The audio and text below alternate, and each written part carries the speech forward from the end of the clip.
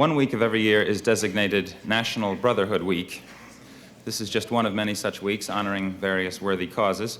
One of my favorites is National Make Fun of the Handicapped Week, which Frank Fontaine and Jerry Lewis are in charge of, as you know. During National Brotherhood Week, various special events are arranged to drive home the message of brotherhood. This year, for example, on the first day of the week, Malcolm X was killed, which gives you an idea of how effective the whole thing is. I'm sure we all agree that we ought to love one another, and I know there are people in the world who do not love their fellow human beings, and I hate people like that. Here's a song about National Brotherhood Week. Oh, the white folks hate the black folks, and the black folks hate the white folks. To hate all but the right folks is an old established rule, but during National Brotherhood Week, National Brotherhood Week, Lena Horne and Sheriff Clark are dancing cheek to cheek. It's fun to eulogize the people you despise, as long as you don't let them in your school. Oh, the poor folks hate the rich folks, and the rich folks hate the poor folks. All of my folks hate all of your folks. It's American as apple pie. But during National Brotherhood Week, National Brotherhood Week, New Yorkers love the Puerto Ricans 'cause it's very chic. Step up and shake the hand of someone you can't stand. You can tolerate him if you try. Oh, the Protestants hate the Catholics, and the Catholics hate the Protestants, and the Hindus hate the Muslims, and everybody hates the Jews. But during National Brotherhood Week, National Brotherhood Week, it's national, everyone smile at one anotherhood week. Be nice to people who are inferior to you. It's only for a week, so have no fear. Be grateful that it doesn't last all year.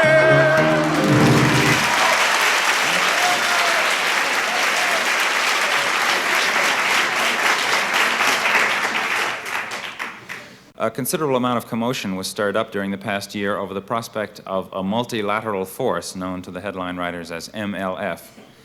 Much of this discussion took place during the baseball season, so the Chronicle may not have covered it, but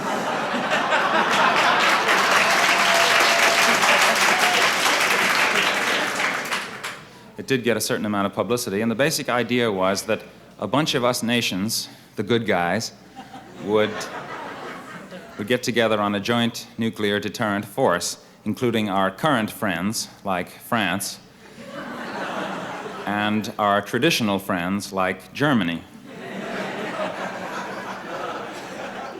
Here's a song about that called the MLF Lullaby. Sleep, baby, sleep, in peace may you slumber. No danger lurks your sleep to encumber. We've got the missiles, peace to determine, and one of the fingers on the button will be German.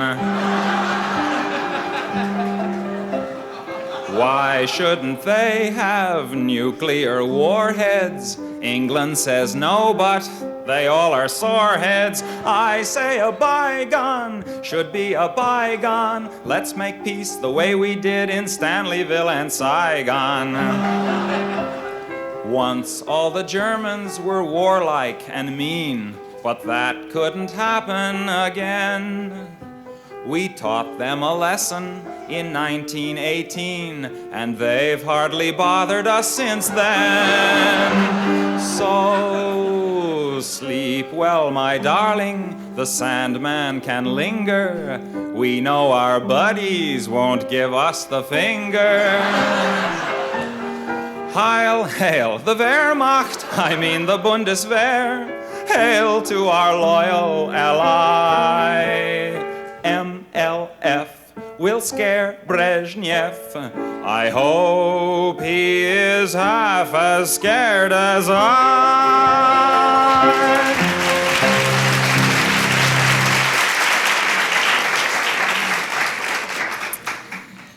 During the last election, we had a good deal of fun back east following your senatorial contest out here. I'm from Massachusetts, and I feel we have a certain right to gloat over the other states because Massachusetts is, after all, the only state with 3 senators.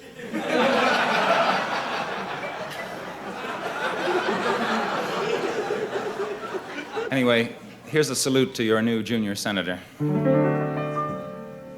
Hollywood's often tried to mix show business with politics, from Helen Gahagan to Ronald Reagan. But Mr. Murphy is the star who's done the best by far. Oh, gee, it's great. At last we've got a senator who can really sing and dance.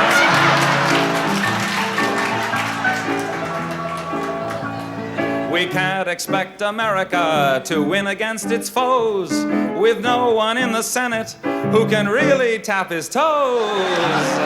The movies that you've seen on your television screen show his legislative talents at a glance. Should Americans pick crops? George says no, 'cause no one but a Mexican would stoop so low. And after all, even in Egypt, the pharaohs had to import Hebrew braceros. Think of all the musicals we have in store. Imagine Broadway Melody of 1984. Yes, now that he's a senator, he's really got the chance to give the public a song and dance.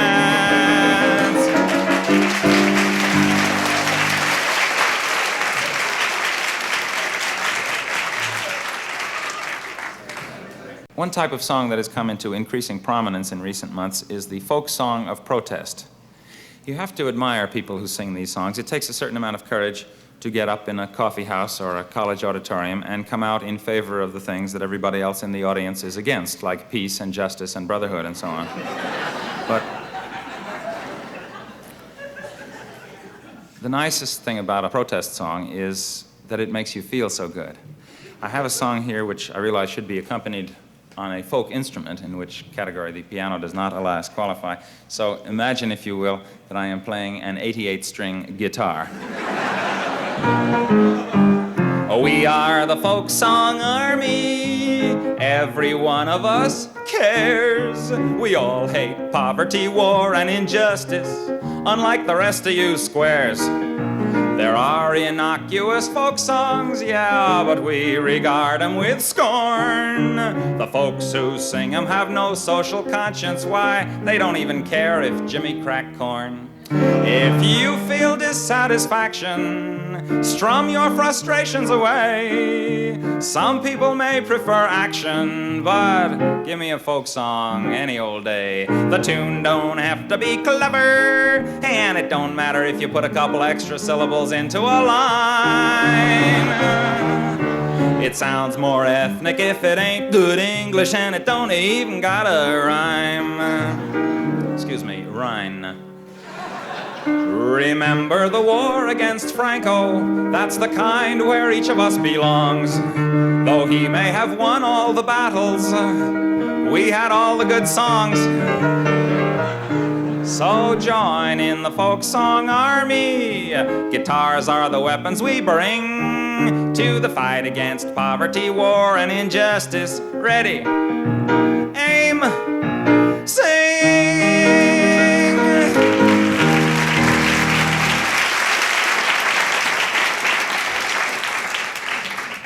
I do have a cause, though. It is obscenity. I'm for it. Thank you. Unfortunately, the civil liberties types who are fighting this issue have to fight it, owing to the nature of the laws, as a matter of freedom of speech and stifling of free expression and so on. But we know what's really involved. Dirty books are fun. That's all there is to it. But you can't get up in a court and say that, I suppose. It's simply a matter of freedom of pleasure, a right which is not guaranteed by the Constitution, unfortunately. Anyway, since people seem to be marching for their causes these days, I have here a march for mine. It's called smut. Give me smut and nothing but a dirty novel I can't shut if it's uncut and unsubtle. I've never quibbled. If it was ribbled, I would devour where others merely nibbled. As the judge remarked the day that he acquitted my Aunt Hortense, to be smut it must be utterly without redeeming social importance. Pornographic pictures I adore, indecent magazines galore. I like them more if they're hardcore. Bring on the obscene movies, murals, postcards, neckties, samplers, stained glass windows, tattoos, anything. More, I'm still not satisfied. Stories of tortures used by debauchers, lurid, licentious, and vile, make me smile. Novels that pander to my taste for candor give me a pleasure sublime. Let's face it, I love slime. All books can be indecent books, though recent books are bolder. For filth, I'm glad to say, is in the mind of the beholder. When correctly viewed, everything is lewd. I could tell you things about Peter Pan and the Wizard of Oz. There's a dirty old man.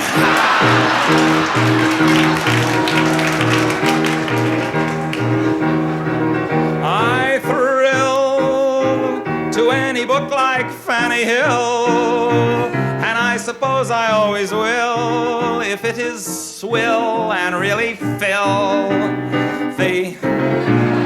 Who needs a hobby like tennis or philately? I've got a hobby, rereading Lady Chatterley. But now they're trying to take it all away from us unless we take a stand, and hand in hand we fight for freedom of the press. In other words, smut, I love it. Ah, the adventures of a slut. Oh, I'm a market they can't glut. I don't know what compares with smut. Hip, hip, hooray, let's hear it for the Supreme Court. Don't let them take it away.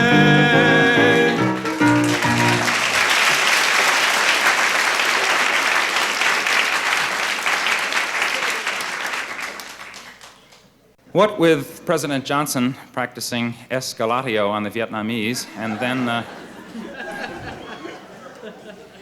the Dominican crisis on top of that, it has been a nervous year, and people have begun to feel like a Christian Scientist with appendicitis.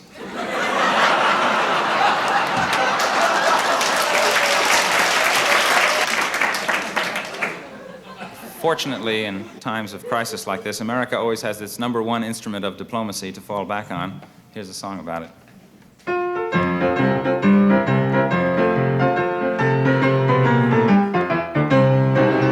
When someone makes a move of which we don't approve, who is it that always intervenes? UN and OAS, they have their place, I guess. But first, send the Marines. We'll send them all we've got. John Wayne and Randolph Scott. Remember those exciting fighting scenes. To the shores of Tripoli, but not to Mississippi. What do? We send the Marines. For might makes right. Until they've seen the light, they've got to be protected, all their rights respected, till somebody we like can be elected. Members of the Corps all hate the thought of war. They'd rather kill them off by peaceful means. Stop calling it aggression. Ooh, we hate that expression. We only want the world to know that we support the status quo. They love us everywhere we go, so when in doubt, send the Marines.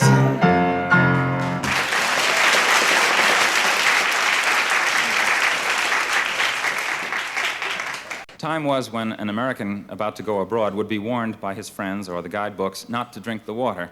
But times have changed, and now a foreigner coming to this country might be offered the following advice.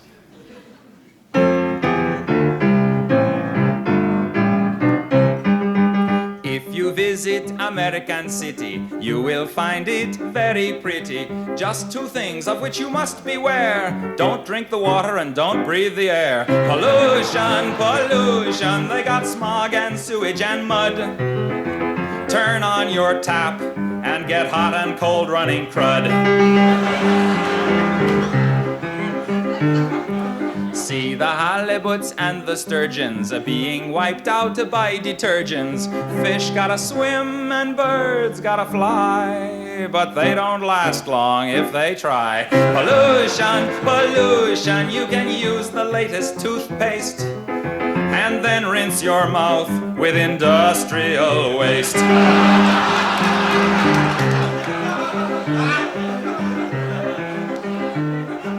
Just go out for a breath of air, and you'll be ready for Medicare. The city streets are really quite a thrill. If the hoods don't get you, the monoxide will. Pollution, pollution, wear a gas mask and a veil.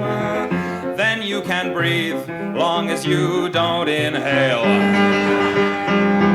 Lots of things there that you can drink, but stay away from the kitchen sink. The breakfast garbage that you throw into the bay, they drink at lunch in San Jose. So go to the city, see the crazy people there, like lambs to the slaughter. They're drinking the water and breathing the air.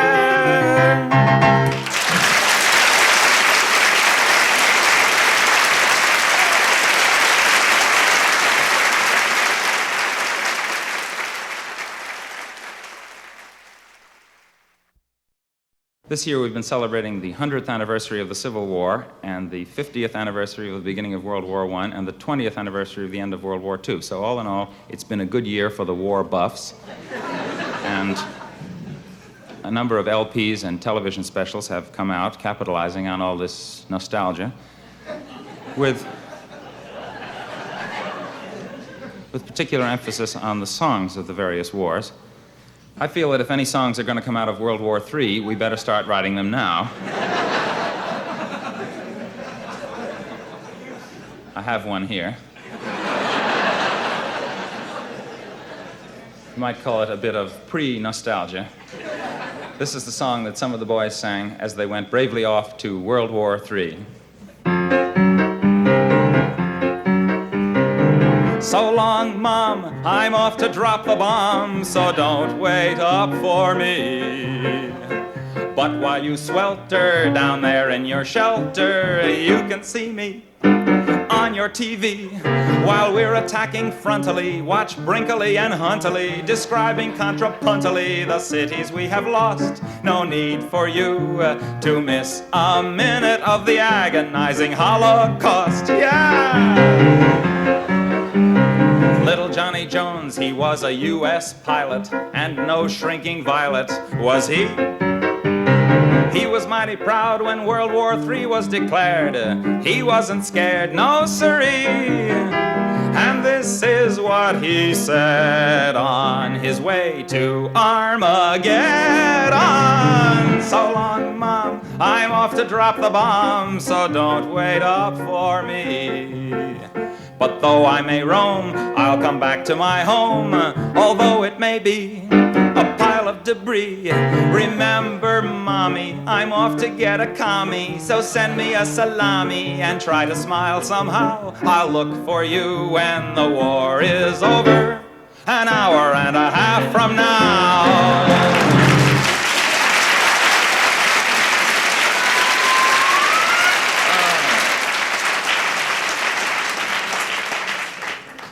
I wonder how many people here tonight remember Hubert Humphrey. He used to be a senator.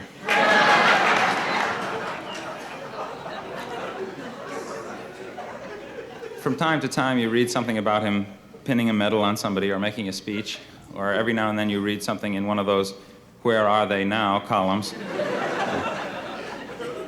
Whatever became of Deanna Durbin and Hubert Humphrey and so on. This became quite an issue last winter at the time of Winston Churchill's funeral, when President Johnson was too ill to go, and somebody suggested that he send Hubert, and he said, "Hubert who?"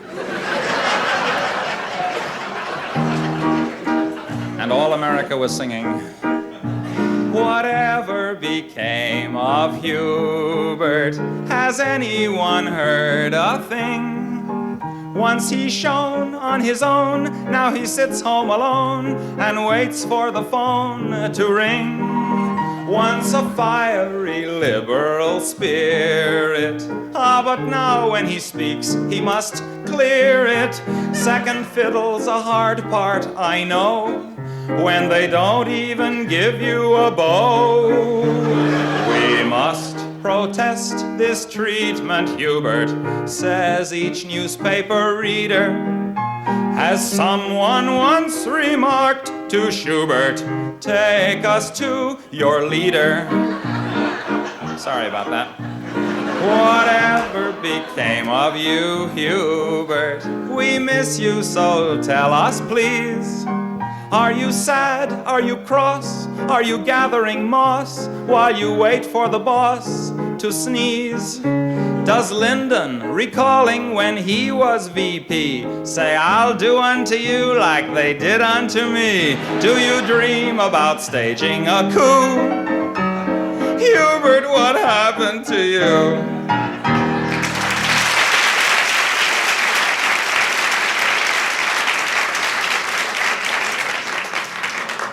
Some of you who have small children may have perhaps been put in the embarrassing position of being unable to do your child's arithmetic homework because of the current revolution in mathematics teaching known as the new math. So as a public service here tonight, I thought I would offer a brief lesson in the new math. Tonight, we're going to cover subtraction. This is the first room I've worked for a while. It didn't have a blackboard, so we will have to make do with more primitive visual aids, as they say in the ed biz.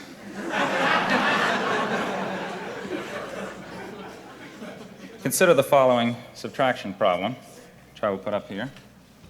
342 minus 173. Now, remember how we used to do that. 3 from 2 is 9, carry the 1, and if you're under 35 or went to a private school, you say 7 from 3 is 6, but if you're over 35 and went to a public school, you say 8 from 4 is 6. And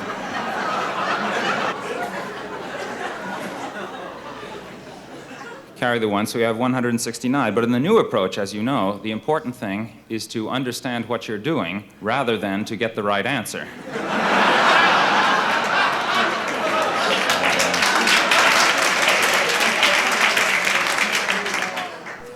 Here's how they do it now. You can't take 3 from 2. 2 is less than 3, so you look at the 4 in the tens place. Now that's really 4 tens, so you make it 3 tens, regroup, and you change a 10 to 10 ones, and you add them to the 2 and get 12, and you take away 3, that's 9. Is that clear? Now instead of 4 in the tens place, you've got 3 because you added 1, that is to say 10 to the 2, but you can't take 7 from 3, so you look in the hundreds place. From the 3, you then use 1 to make 10 ones, and you know why 4 plus minus 1 plus 10 is 14 minus 1, because addition is commutative, right? And so you got 13 tens, and you take away 7, and that leaves 5. Well, 6, actually, but the idea is the important thing. Now go back to the hundreds place. You're left with 2, and you take away 1 from 2, and that leaves... Everybody get 1? Not bad for the first day. Hooray for new math, new math. It won't do you a bit of good to review math. It's so simple, so very simple, that only a child can do it. Now that actually is not the answer that I had in mind, because the book that I got this problem out of wants you to do it in base 8.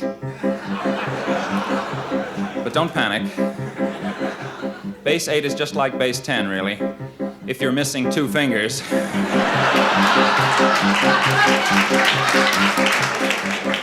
Shall we have a go at it? Hang on.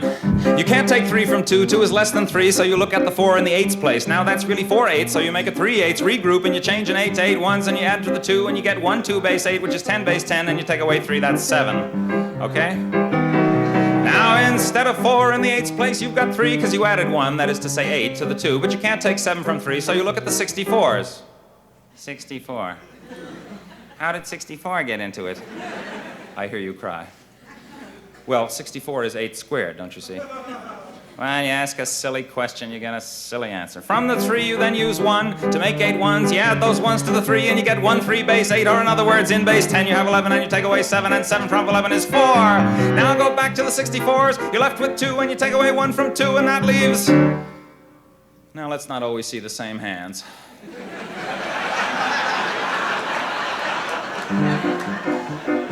One, that's right. Whoever got one can stay after the show and clean the erasers. Hooray for new math, new math.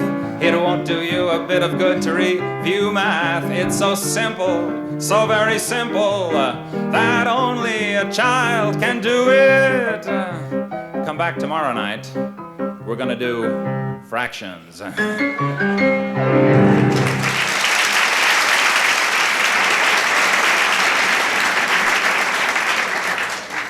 You know, I've often thought I'd like to write a mathematics textbook someday because I have a title that I know will sell 1 million copies. I'm going to call it Tropic of Calculus.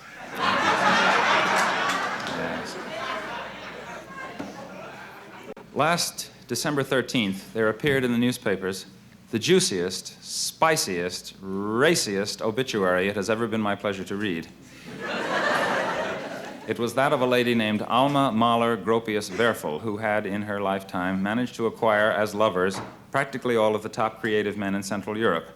And among these lovers, who were listed in the obituary, by the way, which is what made it so interesting, there were 3 whom she went so far as to marry. One of the leading composers of the day, Gustav Mahler, composer of Das Lied von der Erde and other light classics.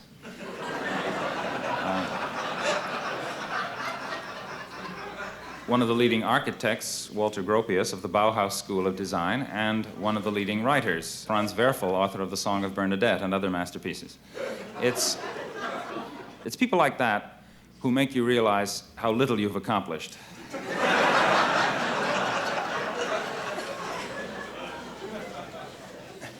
It is a sobering thought, for example, that when Mozart was my age, he had been dead for 2 years.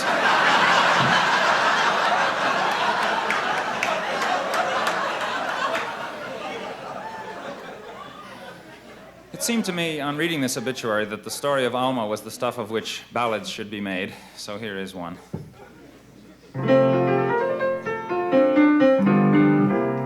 The loveliest girl in Vienna was Alma, the smartest as well. Once you picked her up on your antenna, you'd never be free of her spell. Her lovers were many and varied. From the day she began her bigging, there were 3 famous ones whom she married, and God knows how many between. Alma, tell us, all modern women are jealous. Which of your magical wands got you Gustav and Walter and Franz? The first one she married was Mahler, whose buddies all knew him as Gustav, and each time he saw her he'd holler, "Ach, that is the Fräulein I must have." Their marriage, however, was murder. He'd scream to the heavens above, "I'm writing das Lied von der Erde, and she only wants to make love." Alma, tell us, all modern women are jealous. You should have a statue in bronze for bagging Gustav and Walter and Franz. While married to Gus, she met Gropius, and soon she was swinging with Walter. Gus died and her teardrops were copious. She cried all the way to the altar, but he would work late at the Bauhaus and only came home now and then. She said, "What am I running? A chow house? It's time to change partners again." Alma, tell us, all modern women are jealous. Though you didn't even use pawns, you got Gustav and Walter and Franz. While married to Walt, she'd met Werfel, and he too was caught in her net. He married her, but he was careful, 'cause Alma was no Bernadette. And that is the story of Alma, who knew how to receive and to give. The body that reached her embalmer was one that had known how to live. Alma, tell us, how can they help being jealous?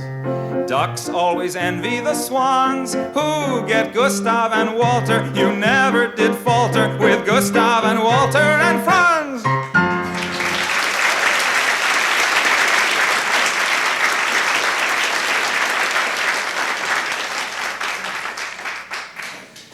know some people feel that marriage as an institution is dying out, but I disagree, and the point was driven home to me rather forcefully not long ago by a letter I received, which said, "Darling, I love you and I cannot live without you. Marry me or I will kill myself." Well, I was a little disturbed at that until I took another look at the envelope and saw that it was addressed to occupant.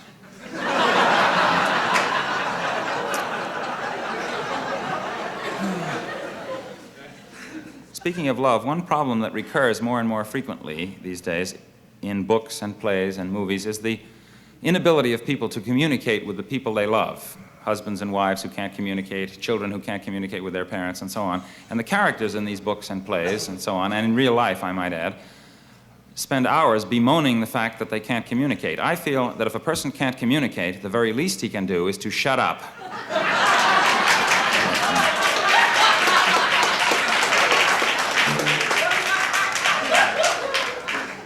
One of the big news items of the past year concerned the fact that China, which we call Red China, exploded a nuclear bomb, which we called a device.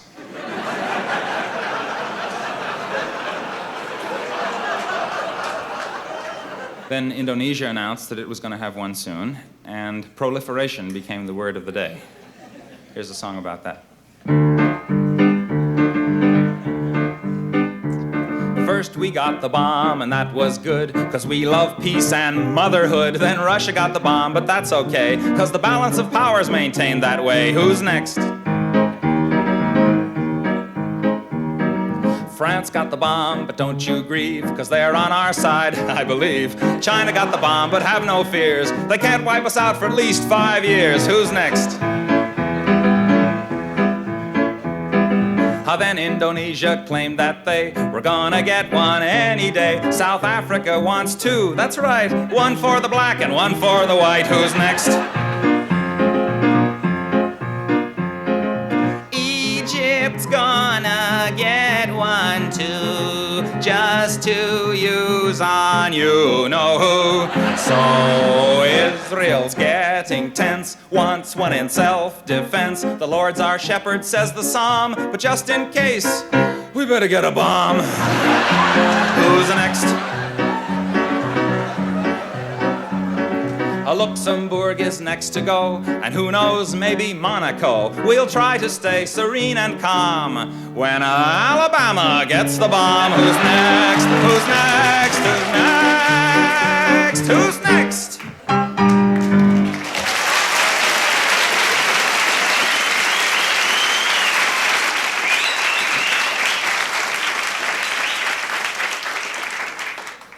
And what is it that put America in the forefront of the nuclear nations? And what is it that will make it possible to spend $20 billion of your money to put some clown on the moon? Well, it was good old American know-how, that's what. As provided by good old Americans like Dr. Wernher von Braun.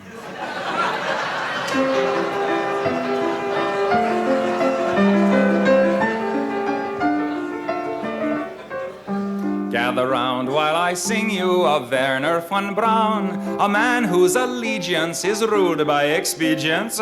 Call him a Nazi, he won't even frown. Nazi schmatzi, says Wernher von Braun. Don't say that he's hypocritical, say rather that he's apolitical. Once the rockets are up, who cares where they come down? That's not my department, says Wernher von Braun. Some have harsh words for this man of renown, but some think our attitude should be one of gratitude, like the widows and cripples in old London town, who owe their large pensions to Wernher von Braun. You too may be a big hero, once you've learned to count backwards to 0. In German or English, I know how to count down. Und I'm learning Chinese, says Wernher von Braun.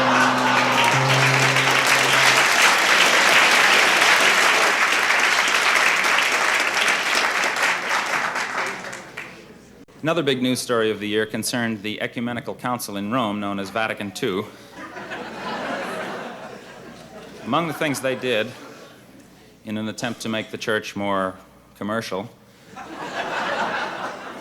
was to introduce the vernacular into portions of the Mass to replace Latin and to widen somewhat the range of music permissible in the liturgy. But I feel that if they really want to sell the product in this secular age, what they ought to do is to redo some of the liturgical music in popular song forms. I have a modest example here.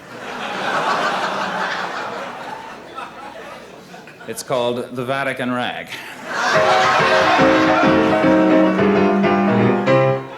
First you get down on your knees, fiddle with your rosaries, bow your head with great respect and genuflect, genuflect, genuflect.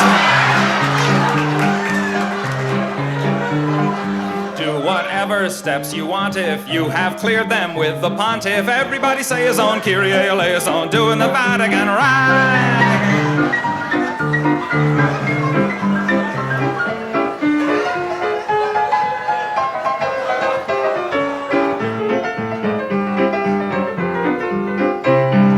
Get in line in that processional, step into that small confessional. They're the guy who's got religion'll tell you if your sin's original. If it is, try playing it safer. Drink the wine and chew the wafer. 2, 4, 6, 8. Time to transubstantiate. So get down upon your knees, fiddle with your rosaries, bow your head with great respect and genuflect, genuflect, genuflect. Make a cross on your abdomen. When in Rome, do like a Roman. Ave Maria, gee, it's good to see you. Getting ecstatic and sort of dramatic and doing the Vatican Rag.